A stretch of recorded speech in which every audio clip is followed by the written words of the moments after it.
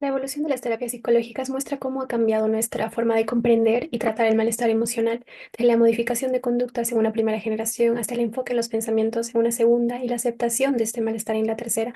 Cada etapa ha aportado herramientas muy valiosas y es en este video ensayo donde vamos a tratar de comparar estas tres generaciones, analizando sus bases teóricas, técnicas, quizá algunas fortalezas y limitaciones, y cuál ha sido su influencia en la psicoterapia actual.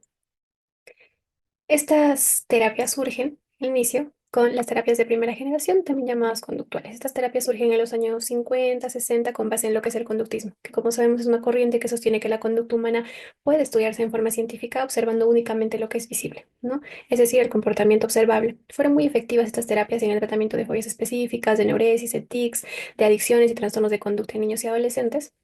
Y también siguen utilizándose en algunos contextos, como por ejemplo en el autismo, donde se busca reforzar algunas habilidades adaptativas a través de, por ejemplo, el aprendizaje por refuerzo. Tenemos a los representantes, como vemos, tenemos a Iván Pavlov. Iván Pavlov fue un precursor del condicionamiento clásico, como sabemos, y él es quien dio su experimento con los perros, ¿no? Demostrando que una respuesta, que en este caso era la salivación, podía ser provocada por un estímulo previamente que era neutro, o sea, una campana, que al ser emparejado con un estímulo incondicionado, en este caso la comida, podía generar una respuesta condicionada, ¿no? Luego tenemos a Watson, que es el padre del conductismo clásico, y Skinner, que introdujo el término de condicionamiento operante. Operante porque opera en la conducta de la persona, la moldea en base a las consecuencias, ya sea por reforzadores o castigos.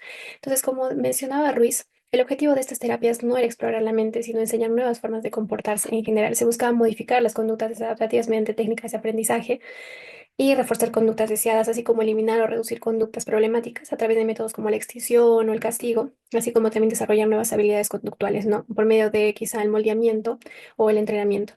Y establecer un control ambiental para que los estímulos refuercen conductas positivas y no mantengan las problemáticas.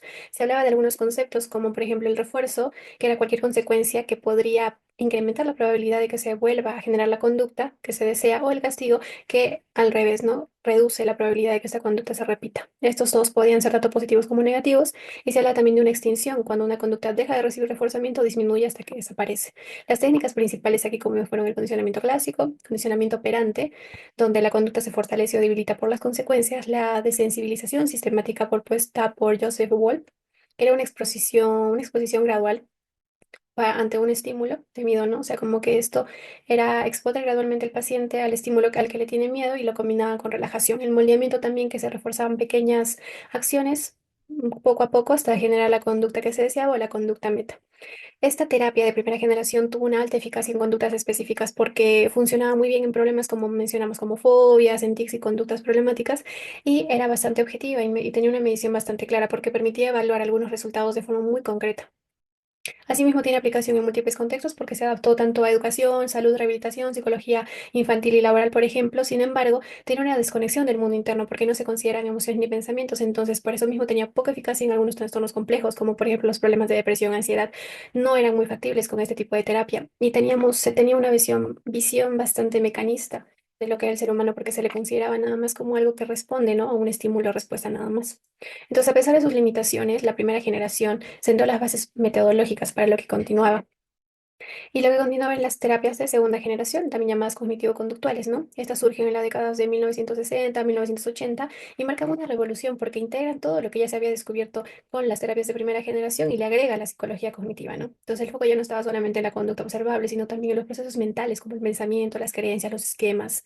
Estas terapias demostraron una gran eficacia en tratamientos, por ejemplo, como para trastornos emocionales como la ansiedad, la depresión, el estrés, trastornos de personalidad, de sueño y algunos problemas de autoestima, por ejemplo. Entonces, tenemos algunos representantes como Albert Ellis, que como sabemos fue pionero en lo que es la terapia racional emotiva conductual, o sea, la TREC. Aaron Beck, que fue el desarrollador de la terapia cognitiva como tal y propuso algunos conceptos como pensamientos automáticos negativos y esquemas cognitivos. Y pues algunos de bueno, el objetivo en general de esta terapia era buscar que el paciente identifique sus pensamientos negativos, los cuestione con lógica y evidencia y que los reemplazara por ideas mucho más realistas y funcionales, ¿no? Entonces, algunos conceptos que se tenían dentro de esta terapia eran los pensamientos automáticos, que son ideas que surgen de manera rápida y casi siempre inconscientemente ante ciertas situaciones, ¿no? Esquemas cognitivos, que son estructuras mentales muy profundas y son estables, que organizan información y lo que pensamos y sentimos, y que si son disfuncionales pueden generar malestar o deteriorar la salud mental de la persona. Y distorsiones cognitivas, que son errores sistemáticos del pensamiento, ¿no? Como por ejemplo la sobregeneralización, los pensamientos dicotómicos, etcétera. Las principales técnicas que se usaban era la reestructuración cognitiva, que ayuda a identificar, evaluar y reemplazar estos pensamientos negativos, el registro de pensamientos automáticos, ¿no? Que es en sí una plantilla donde el paciente anota la situación, el pensamiento, la emoción y alternativas no racionales ante este pensamiento o problema que ha tenido.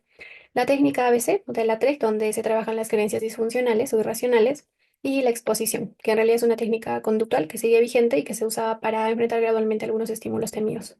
Entonces, esta terapia de segunda generación tenía alta eficacia en diversos trastornos, como vimos, ansiedad, depresión, algunos trastornos de alimentación, de personalidad. Tenía un modelo bastante breve, estructurado y claro, que facilitaba mucho la enseñanza, supervisión y evaluación. Estaba basada en evidencia científica porque está respaldada por numerosos estudios clínicos. Sin embargo, estaba muy centrado en lo racional y esto a veces no hacía que no se pudiera conectar con aspectos emocionales más profundos. Tendría a haber una lucha constante mucho entre los pensamientos negativos, o sea, una lucha contra estos pensamientos, lo que podía generar mucha resistencia a veces y se enfocaba más en el contenido del pensamiento que en su función o en su contexto. Entonces, como mencionaba Obando, no se abandonó lo conductual, sino que se enriqueció con la dimensión del lenguaje y procesos internos. Es entonces que surgen las terapias de tercera generación, ¿no? También llamadas contextuales. Estas terapias surgen alrededor de los años 90 y se consolidan en los años 2000 más o menos.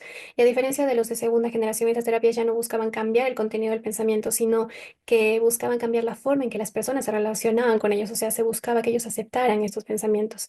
Estas terapias de tercera generación eran muy útiles en casos más complejos que no funcionaban con otras terapias.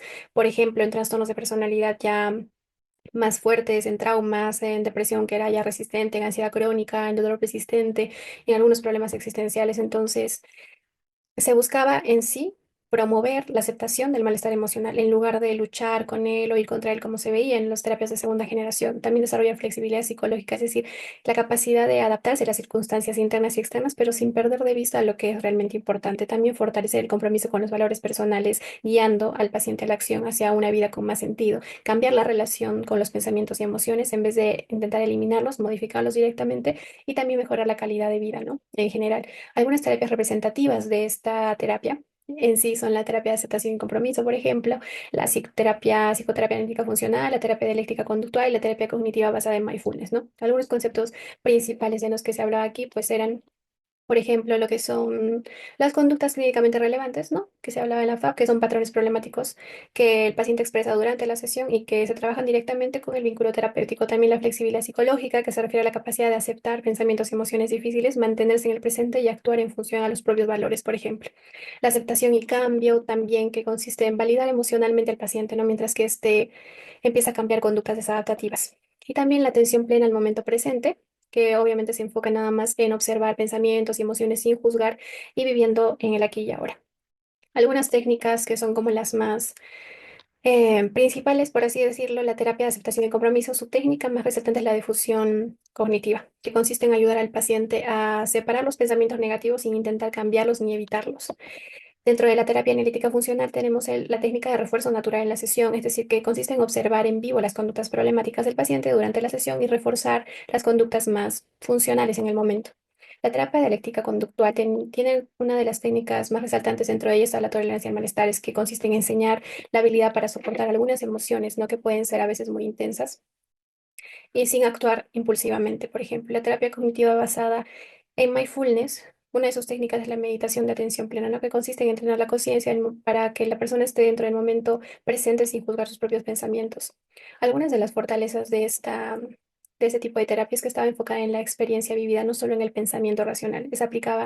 Aplicable a muchos trastornos, ¿no? Como vimos, y nos amplían la noción también de la salud psicológica, incluyendo valores, compasión, vínculo, espiritualidad en algunos casos.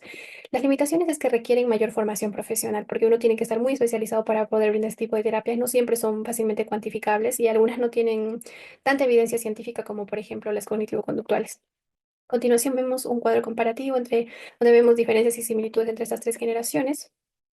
Estudiar el recorrido de estas terapias psicológicas a lo largo del tiempo no solo nos muestra cómo ha evolucionado la teoría o la técnica, sino también nos muestra cómo es que ha madurado la forma en la que nosotros entendemos y acompañamos el malestar emocional de las personas. Ya no se trata solamente de cambiar una conducta o de modificar un pensamiento, sino de entender realmente y estar presentes para esa persona, para el paciente que está atravesando por una situación difícil. Entonces, ofrecerle un espacio seguro donde él pueda reencontrarse consigo mismo. Ya no se ve la psicoterapia o se está dejando de lado el verla como una forma de arreglar, por así decirlo, lo que está roto en el paciente y lo convertimos en un proceso de acompañamiento más respetuoso, más empático y más transformador. O sea, hemos creado ahora un espacio donde ya no se busca eliminar en sí lo que le duele, sino que aspiramos que nuestro paciente ya pueda reconocerlo, aceptarlo y construir en base a ello una vida mucho más auténtica y que pueda mejorar, ¿no? Entonces, vemos que se urge esta mirada mucho más humana, más flexible y más compasiva. Y obviamente esto no surgió de la nada, fueron, como vimos, decenas de décadas de investigación y también de ver que tenemos que escuchar con humildad a quienes nos abren las puertas de su historia, sobre todo porque las generaciones terapéuticas, como vimos, hemos entendido que la psicología no es una técnica fija, que muchas veces cada una de las terapias no siempre funcionan de la misma manera para una misma persona, porque cada persona tiene diferentes formas de asimilarlo. Entonces, Em, como futura psicóloga, creo que me quedo con la certeza de que el verdadero cambio no siempre va a ocurrir cuando desaparece el síntoma en sí. Siento que cuando una persona comienza a comprenderse con más amabilidad y nosotros le brindamos ese espacio para que pueda reconocer sus emociones y no juzgarse y acepta lo que está viviendo en este momento difícil y cuando deja de ignorar y empieza a escucharse de verdad sin miedo. A partir de ahí es cuando, aunque siga sintiendo dolor, puede comenzar a tomar decisiones que le acerquen a la vida que quiere tener. Porque al final lo que realmente cura no es solamente una técnica, sino es la presencia, esta conexión emocional, la posibilidad de volver a confiar. Y esa presencia, esa conexión y confianza nace de nosotros como psicólogos, de nuestra disposición genuina a estar ahí para el otro, de buscar algunas técnicas que específicamente puedan servir para esa persona. Entonces, creo que es muy importante eso y acompañar desde el respeto y también desde la autenticidad. Como mencionaba Hayes, aceptar no es resignarse, es dejar de luchar contra lo que no se puede cambiar y empezar a vivir con aquello que realmente importa.